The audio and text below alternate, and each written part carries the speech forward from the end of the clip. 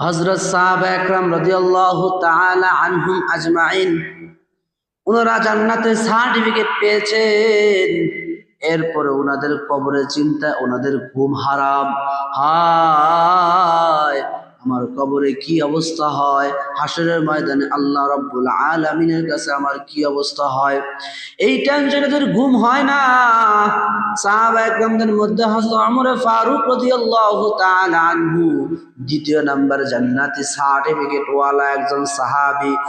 ওমর ফারুক রাদিয়াল্লাহু তাআলা আনহু কন্দন করতে করতে ওমর রাদিয়াল্লাহু তাআলা আনহু পানি বেয়ে বেয়ে পড়তে পড়তে চোখের এখান দিয়ে কালো দাগ হয়ে গিয়েছে। সাহাবা একরাম রাদিয়াল্লাহু তাআলা আনহুম আরজ করেন, ও খলিফাতুল মুসলিমিন, আপনি যদি এখানে ঔষধ লাগান তাহলে তো কালো দাগ দূর হয়ে যায়, আপনি কেন ওষুধ লাগান না? ওমর ফারুক রাদিয়াল্লাহু তাআলা আনহু কন্দন করতে করতে বলেন, ও আমার সাহাবা একরাম, আমিও জানি যদি ঔষধ লাগাই আমার এই কালো দাগ ভালো হয়ে যাবে, কিন্তু আমি কেন ওষুধ লাগাই না জানো? কিয়ামতের ময়দানে আল্লাহ রাব্বুল আলামিন যদি বলে, ওমর তুমি আমার কাছে কি আমল নিয়ে আসছো, আমি আল্লাহ রাব্বুল আলামিনকে বলবো, আল্লাহ আমার তেমন কোনো আমল নাই, কিন্তু হ্যাঁ আমি তোমার ভয়ে, জাহান্নামের ভয়ে আমি কান্না করছি। কান্না করতে করতে আমার চোখের মধ্যে কালো দাগ পড়ে গেছে। ওমর রাদিয়াল্লাহু তাআলা আনহু জান্নাতের সার্টিফিকেট পাওয়া সত্ত্বেও ওমর রাদিয়াল্লাহু তাআলা আনহু কিভাবে পাগল পেরেশান ছিলেন।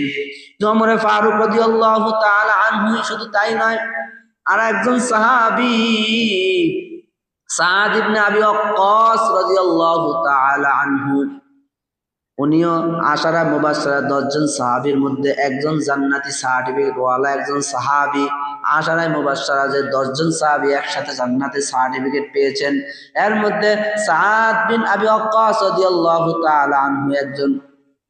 সাদ বিন আবি ওয়াক্কাস রাদিয়াল্লাহু তাআলা আনহু এবং আব্দুল্লাহ ইবনে জাহাস রাদিয়াল্লাহু তাআলা আনহু, দুইজন সাহাবী একত্রিতভাবে যুদ্ধের ময়দানে যাইতেছেন। উহুদের যুদ্ধ, উহুদের যুদ্ধের ধার প্রান্তে পৌঁছে গেছেন। উহুদের যুদ্ধে যাওয়ার আগে আব্দুল্লাহ ইবনে জাহাজ এবং সাদ ইবনে আবি ওয়াক্কাস রাদিয়াল্লাহু তাআলা আনহু, সাদ ইবনে আবি ওয়াক্কাস রাদিয়াল্লাহু তাআলা আনহু আব্দুল্লাহ ইবনে জাহাজ রাদিয়াল্লাহু তাআলা আনহুকে ডাক দিয়ে বলেন, ও ভাই আব্দুল্লাহ, আল্লাহর নবীর কাছে শুনেছি জিহাদের ময়দানে যাওয়ার আগে যদি কোনো দোয়া করা হয়, দোয়া আল্লাহ রাব্বুল আলামিন কবুল করেন। বলে, হ্যাঁ আমি তো শুনেছি। তাহলে একটা কাজ করে আসো, তুমি আর আমি মিলে আল্লাহ রাব্বুল আলামিন, আমি দোয়া করব তুমি আমিন বলবা, আর তুমি দোয়া করবা আমি আমিন বলবো। বলে ঠিক আছে। এবার সাদ ইবনে আবি ওয়াক্কাস রাদিয়াল্লাহু তাআলা আনহু ডাক দিয়ে বলেন, ও ভাই আব্দুল্লাহ, দোয়া আমি করব, আস্তে আস্তে দোয়া করব, তুমিও আস্তে আস্তে দোয়া করবা আর আমিন বলবো। বলে ঠিক আছে। এবার বলতেছে, এবার তুমি দোয়া করো। এবার আব্দুল্লাহ ইবনে জাহাজ রাদিয়াল্লাহু তাআলা আনহু লম্বা সময় দোয়া করলেন। সাদ ইবনে আবি ওয়াক্কাস রাদিয়াল্লাহু তাআলা আনহু আমিন বললেন। এবার সাদ ইবনে আবি ওয়াক্কাস রাদিয়াল্লাহু তাআলা আনহু দোয়া করলেন। আব্দুল্লাহ ইবনে জাহাজ রাদিয়াল্লাহু তাআলা আনহু আমিন বললেন। দোয়া শেষ হয়ে গেল। এবার যুদ্ধের ময়দানে রওনা, যুদ্ধের ময়দানে রওনা হইলেন। এবার সাদ ইবনে আবি ওয়াক্কাস রাদিয়াল্লাহু তাআলা আনহু ডাক দিয়ে বলেন, ও ভাই, যুদ্ধের ময়দান থেকে আর ফিরতে পারবো কিনা বলতে পারি না, কিন্তু তুমি কি দোয়া করলা আমিও তো জানি না, আমি যে কি দোয়া করলাম তুমিও জানো না। আসো না একবার বলো তুমি কি দোয়া করছো, তুমিও তো আমিন বলছো আমিও তো আমিন বলছি, একটু শুনি তুমি কি দোয়া করলা। বলে ঠিক আছে। এবার সাদ ইবনে আবি ওয়াক্কাস রাদিয়াল্লাহু তাআলা আনহু বলেন, ও ভাই আব্দুল্লাহ, আপনি তো বয়সে বড়, আপনি আগে বলেন। বলে ঠিক আছে। এবার আব্দুল্লাহ ইবনে জাহাজ রাদিয়াল্লাহু তাআলা আনহু বললেন। এবার আব্দুল্লাহ ইবনে জাহাজ রাদিয়াল্লাহু তাআলা আনহু বলেন, আমি দোয়া করেছি উহুদের যুদ্ধের ময়দানে যাব, আমার সামনে যেন একজন ধনাঢ্যবান, মোটা তাজা, শক্তিশালী একজন কাফের আমার সামনে আসে, আর আমি ওই কাফের আমাকে আক্রমণ করবে, আর আমি ওই কাফেরকে পাল্টা আক্রমণ করব। আমার আক্রমণে ওই কাফের জাহান্নামে পৌঁছে যাবে। আর ওই কাফেরের ধন সম্পদ লইয়া আমি মদিনায় যাইব, আর মদিনায় গিয়া ওই গনিমতের মালগুলো আমি মদিনার মানুষদেরকে ভাগ ভাগ বটন করিয়ে দিব। এবার সাদ রাদিয়াল্লাহু তাআলা আনহু বলেন, অনেক সুন্দর দোয়া করেছো। আব্দুল্লাহ রাদিয়াল্লাহু তাআলা আনহু বলেন, এবার তুমি বলো তোমার দোয়াটা আমি একটু শুনি। বলে ঠিক আছে। আব্দুল্লাহ ইবনে জাহাজ রাদিয়াল্লাহু তাআলা আনহু এই কথা বলার পর সাদ ইবনে আবি ওয়াক্কাস রাদিয়াল্লাহু তাআলা আনহু বলেন, আমি আল্লাহ রাব্বুল আলামিনের কাছে দোয়া করেছি, আমি আল্লাহ রাব্বুল আলামিনের কাছে বলেছি, ওগো আল্লাহ, আমার সামনে যেন একজন মোটা তাজা শক্তিশালী কাফের আমার সামনে উপস্থিত হয়, আমি যেন ওই কাফের উপর আক্রমণ করি, আর ওই কাফের আমাকে পাল্টা আক্রমণ করবে, আর ওই কাফের আমার তরবারি দিয়া আমার হাতটাকে আলাদা করে ফেলবে, আমার এক হাত আলাদা করে ফেলবে, আমি তার বাম হাত দিয়ে আক্রমণ করব, সে বাম হাত আলাদা করে ফেলবে, আমি তাকে পাও দিয়ে আক্রমণ করব, সে আমার পাওটাকে আলাদা করে ফেলবে, আমি তাকে আর এক পাও দিয়ে আক্রমণ করব, সে ওই পাওটাকে আলাদা করে ফেলবে, এরপর আমি মুখ দিয়ে তাকে আক্রমণ করব, ওই কাফের আমার গর্দানটাকেও আলাদা করে ফেলবে।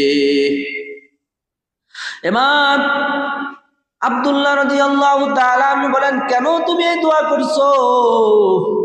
বলে, আমি এই জন্যই দোয়া করছি, আমি হাসরের ময়দানে আল্লাহ রাব্বুল আলামিনের বিচারকে বড় ভয় পাই, জাহান্নামের আগুনকে বড় ভয় পাই, আমি আল্লাহ রাব্বুল আলামিনের কাছেই দোয়া করেছি। আল্লাহ রাব্বুল আলামিন জিজ্ঞাসা করে, ও সাদ ইবনে আবি ওয়াক্কাস, তুমি আমার কাছে কি নেক আমল নিয়ে আসছো? আমি আল্লাহ রাব্বুল আলামিনের কাছে বলবো, ওগো আল্লাহ, আমি তেমন কোনো নেক আমল আমি নিয়ে আসি নাই, আমি আপনার দরবারে আমি জিহাদের ময়দানে গেছিলাম, কাফের আমাকে আক্রমণ করছে, আমার হাতটাকে আলাদা করে ফেলছে, আমি জিহাদের ময়দান থেকে পলায়ন করি নাই, আমার আরেকটা হাত আলাদা করে ফেলছে, আমি জিহাদের ময়দান থেকে পলায়ন করি নাই, আমার পাও আলাদা করে ফেলছে, আমি জিহাদের ময়দান থেকে পলায়ন করি নাই, আমার গর্দানটাকে আলাদা করে ফেলেছে, আমি জিহাদের ময়দান থেকে পলায়ন করি নাই, আপনার রাস্তায় আমি শহীদ হয়েছি, আল্লাহ রাব্বুল আলামিন যদি আমাকে মাফ করেন। এবার আব্দুল্লাহ ইবনে জাহাজ রাদিয়াল্লাহু তাআলা আনহু বলেন, ঠিক, আল্লাহ রাব্বুল আলামিন দোয়াটাই কবুল করে ফেলেছেন। যুদ্ধের পরে যখন আমি মদিনায় গেলাম, আমি ধন সম্পদ লয়ে মদিনায় গেলাম, আর মদিনা মানুষদেরকে আমার ধন সম্পদ বন্টন করে দিলাম, কিন্তু আব্দুল্লাহ ইবনে জাহাজ, সাদ ইবনে আবি ওয়াক্কাস রাদিয়াল্লাহু তাআলা আনহু যেভাবে দোয়া করছেন, আল্লাহ রাব্বুল আলামিন তাকে সেইভাবেই শহীদ করে দিয়েছেন। আব্দুল্লাহ ইবনে জাহাজ বলেন, আমি এরপরে অনেক আফসোস করলাম, আমার ভাই সাদ ইবনে আবি ওয়াক্কাস কত চমৎকার দোয়া করেছেন, আমি যদি সেরকম দোয়া করতাম তাহলে আমিও জান্নাতের বাসিন্দা হয়ে যাইতাম।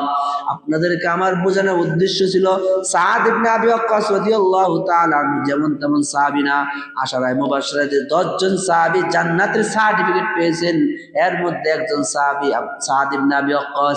এরপরে মৃত্যুর চিন্তায়, কবরের চিন্তায়, হাসরের চিন্তায় পাগল পেরেশান, পাগল পেরেশান, আল্লাহ রাব্বুল আলামিনের কাছে কি জবাব দিবে? আর আপনারা আমার আমলের কি অবস্থা? সাহাবা একরামের মতো আমল তো আমি করতে পারি নাই, কিন্তু আল্লাহ রাব্বুল আলামিনের কাছে কি জবাব দিব, এই চিন্তাও কি একবার মনের ভিতরে আনি নাই তো। এই জন্য আল্লাহ রাব্বুল আলামিনের কাছে বেশি বেশি তওবা ইস্তেগফার করব, আল্লাহ রাব্বুল আলামিনের কাছে মাপ চাইবো, জান্নাত চাইবো, জাহান্নাম থেকে পানা চাইবো।